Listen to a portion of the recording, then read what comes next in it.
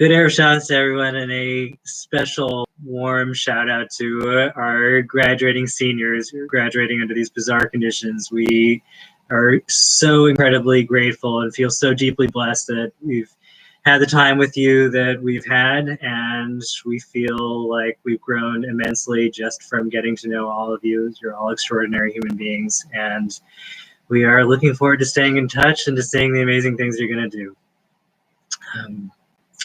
The Torah's view is that real estate transactions are virtually never final, which means that if I fall on hard times, if my family falls on hard times and we're forced to sell our patrimonial estate, we always have recourse after that. First of all, if we manage to pull together the means to go out in the street, we sell our wares, we manage to pull together some kind of business, we make enough money, we can always go back to the buyer and say, here are the funds, we want our land back, and move right back into our house. And if a relative wants to provide the funds, great. The relative can step in, provide the funds, and we get our house back. And if all else fails, and we can't come up with the funds, and it gets to the end of year 50, it's a 50-year cycle, we get to the end of year 50 on Yom Kippurim, we blow the shofar, we call out Dror Ba'aretz, something like restoration, liberty, peace, and all the slaves go free, and V'shavtem ish el chuzato, every person returns to their patrimonial estate, and everyone returns to their families. And this is an extraordinary mechanism of compassion and mercy. It says that even when you've fallen on hard times and you can't get back up on your feet, that state will never be permanent. You will always, at some point, there's some bottom line past which society will make sure that you are restored to your house and you have a place to live, you have a roof over your head at a minimum. And you'd imagine that this goes very powerfully against the forces of capitalist accumulation. The enterprising business people in ancient Israelite society would naturally be very offended by this rule, as it just makes that much more difficult. It's radically difficult, massive accumulation of wealth, if you can't pool real estate and you can't profit off of other people falling on hard times and then taking advantage and buying their property at a low point. And no matter what you've bought, you're going to have to give it back. You don't lose a lot of money, but you don't get the massive accumulation of wealth. And you'd understand that there would be a protest against this, and the Torah feels the protest. And so in Pasuk Gimel, the land may not be sold in permanence.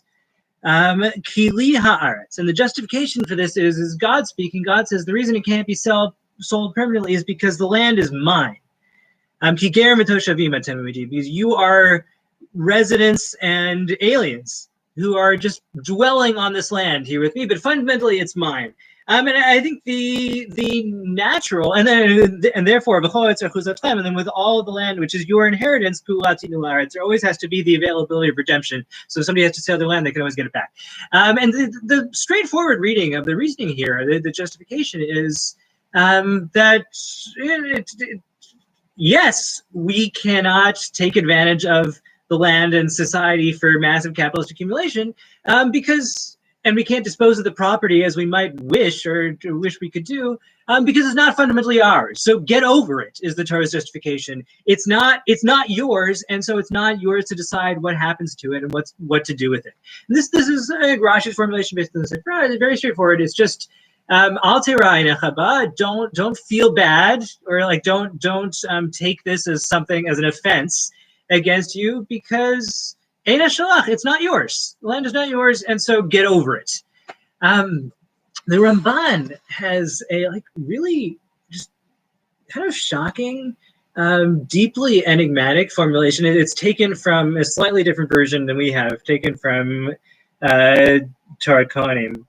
But I think I was going to say, I don't know that it disagrees with the straightforward Rashi view, but it adds a really remarkable layer of depth and complexity to the picture. It says, don't make it as if you are the primary, as if you are the ones who are the real owners, you're the ones in charge, and you can decide what happens. Rather,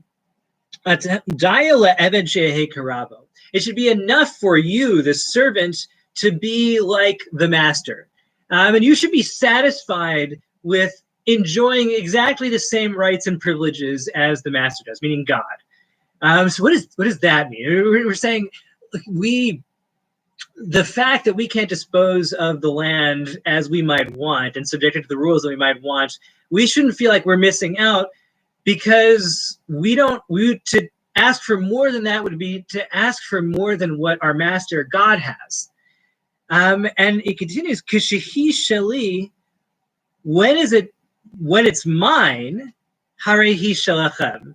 That's when it's yours. It's being yours depends on its being mine. And the original the formulation we have in Torah economy is Likishatavot Shali, when it comes to me, when I've achieved ownership over it, then it is yours. Which again, on the first level means, once again, look, it's only yours insofar as it's mine, and therefore it's not really yours. But this is saying something different. It's saying it seems to be possible, it's conceivable on this view, that it would not be God's. When it comes to me, once it has been realized as my property, and only insofar as it is my property, it has become mine, then is it yours, and you have the right to dispose of it as you might want. Which means it's the reasoning here is not that it's because it's a given that it's God's and it's not yours at all. It's that we are under an imperative. We have a mitzvah to make it God's. The land as it is just there. It's kind of neutral, and God has theoretical title over it. But insofar as we, the people, are treating the land and our society without these modes of mercy and compassion, and insofar as it is possible in our land for people to fall on hard times and to lose their homes and estates permanently and never have the chance to get back on their feet, insofar as that is the case, it is not God's.